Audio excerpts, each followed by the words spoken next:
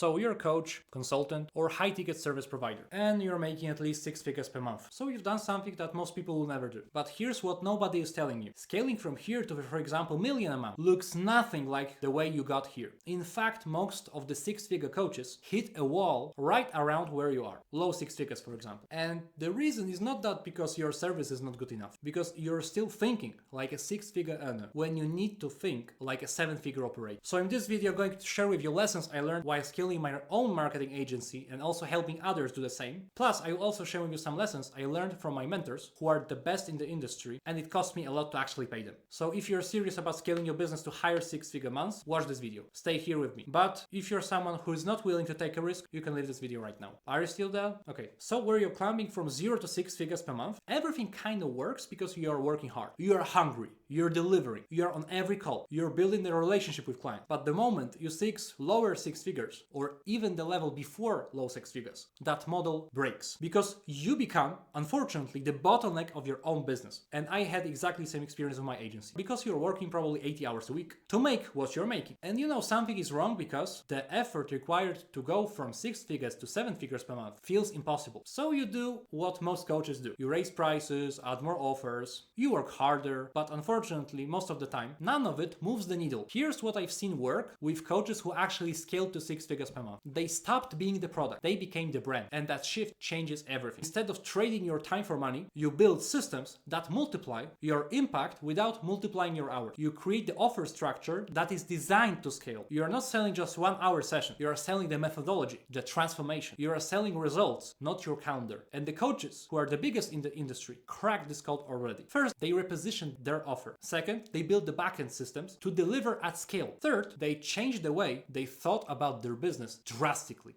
Let me tell you a personal story when it comes to my agency. One of my mentors asked me to do one exercise because I was telling him I'm not sure how to scale this 50K per month plus mark. And he told me something. Let's do this. Let's see where your time is going. Let's see on a calendar. You use timer every time you do something. Check yourself every 15 minutes and let's see what you're actually doing with your time. After 1 week of this experiment, I became so pissed off when I realized I wasted so much time doing not necessary tasks. So when it comes to time management, because believe me, the calendar of people making 7 figures per month and 6 figures per month is so different. And also one thing, if you want to reach 7 figures, you need to think and act and believe yourself like a 7-figure earner does. Because if you still keep the same mind frame, the same methods, the same strategy, the same approach to your business that allowed you to scale to 6 figures, you will struggle to reach 7 figures because that's the different level of game. I would say the first 50K per month is doable even yourself. If you position yourself correctly, you have great offer, high ticket one, you could almost do everything and just make 50K per month. But if you want to scale to 6 figures and higher, that's not going to work. So when I realized that I waste so much time on stupid shit, I immediately started creating SOPs, delegating. I literally was sitting all day long creating SOPs for everything I did in my organization. Loom videos, transcript to AI, boom, quick checklist. I have more than 15 people in my organization. So I have people that could actually do the work, especially if I give them the right resources. And I stopped doing shit like responding to some random messages at a random time. No, bro, just locked in, deep work, few hours, do nothing but work only on your business, not just in your business. Because I realized something, that I became the employee of my own business instead of being the operator, the leader that gives the direction to the people and they just follow you. That call with my mentor changed a lot when it comes to my performance and obviously my results in the agency. And you know what the hard part was of that change? That I needed to change my mindset a lot. So I had to be willing to let go of control. And yeah, that's very difficult. So you don't over control everything. You don't micromanage. You just allow people to do stuff. You give them direction and they follow it. And you know, in the beginning, I was stressed about the fact that something will not be done perfectly. That's the thing that most coaches actually fail into. But then it came one thing. I told my tech guy, AI guy,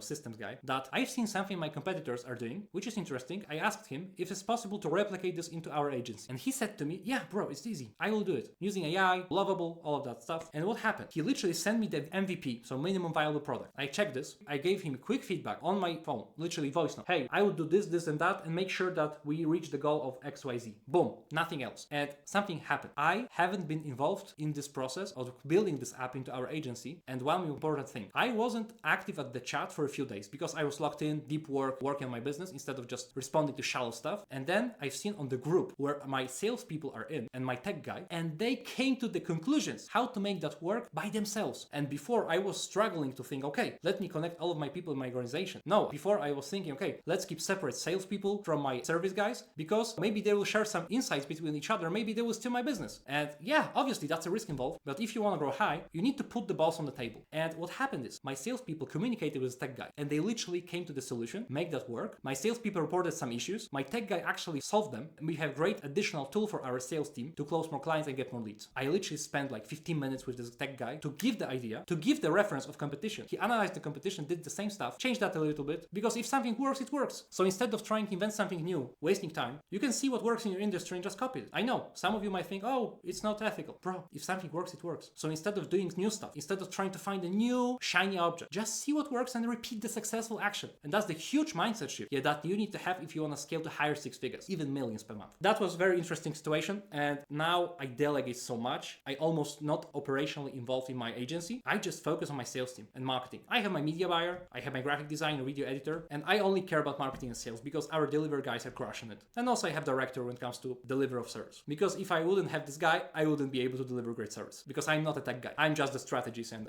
I'm more than architect, systems guy, and leader instead of, tech guy trying to set up something manually. No. I'm not this guy. So when it comes to mindset changes, you need to get out of the control. You need to get out of the operations. Obviously, you need to give people resources, SOPs. And ideally, you should go through this process yourself. What do I mean specifically? Because you want to delegate something. So first, you need to understand the process. Even myself, I did media buying for years. And I launched many campaigns in different industries. From real estate to psychologists, to coaches, consultants, info product, e-commerce, everything. And I realized that if I want to outsource my media buying, obviously I could hire talent. And I have one talent in my organization. But still, I needed to provide him with some feedback because I have more experience. So I needed to provide him with some SOPs, some frameworks, because people have lack of structure and your job as a leader is to provide them structure. Because if people just are by themselves, without any help, without any resources, without any procedures, they will get lost. So yeah, you need to get rid of this need of over controlling, micromanagement, and you need to actually go through the process yourself. That's the way I did my business. I started myself just with my phone, calling people and closing them. Then I got some money. I hired a first salesperson, delivery guy, and I scaled that very quickly. I would scale it even quicker if my two salespeople wouldn't left in the few first months of business. And that was also my issue,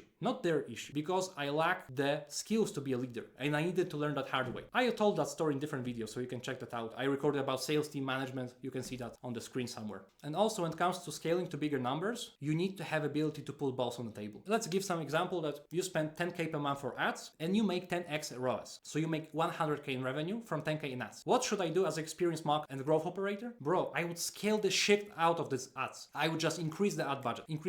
Obviously you can just increase your budget times 2 because obviously I have some practices when it comes to media buying, how to scale your ad accounts horizontally, vertically, etc.